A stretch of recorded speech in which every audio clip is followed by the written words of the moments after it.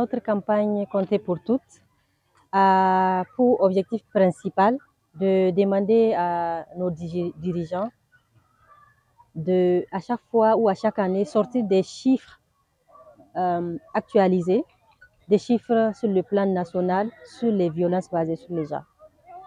Parce qu'à ce moment-là, les chiffres que nous avons datent de 2021. Et 2021, ce n'est pas aujourd'hui. Nous avons besoin des données qui sont mises à jour pour voir là où nous en sommes. Parce que vous savez que des efforts sont déployés ici et là par des acteurs étatiques et aussi non étatiques pour lutter contre les violences basées sur les genres. Mais si on ne met pas les chiffres et les données à jour, nous ne pouvons pas avoir une visibilité sur le résultat que nos actions portent. Nous avons besoin de savoir est-ce que la manière dont nous travaillons produit du résultat. Ou bien est-ce que les activités que nous menons produisent des résultats à quel niveau? Ou est-ce que nous avons bien fait? Ou est-ce que nous avons des améliorations et des mises à jour à faire? Mais sans données nationales, sans données fiables, sans données actualisées, nous ne pouvons pas avoir cette visibilité-là sur les fléaux qui constituent les violences basées sur les gens. Donc notre campagne, c'est pour attirer leur attention, pour leur dire, ici, il y a du travail à faire et c'est un travail que seul l'État peut le faire.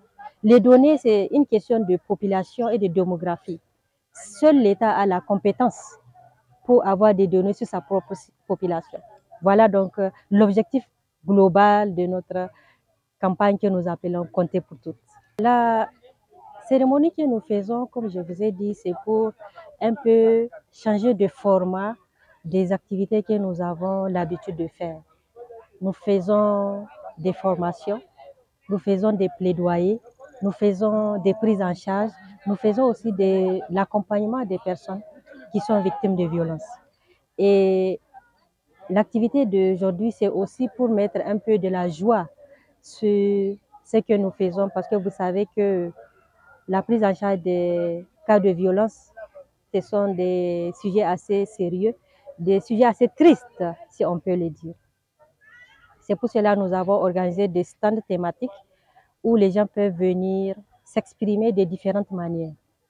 Ils peuvent faire de la peinture, ils peuvent faire des dessins, ils peuvent aussi répondre à notre stand questions-réponses.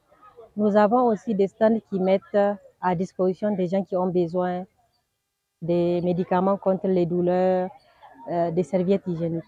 Mais nous avons aussi un stand que nous avons appelé Cercle des paroles. Cercle des paroles, c'est pour demander aux gens de s'exprimer.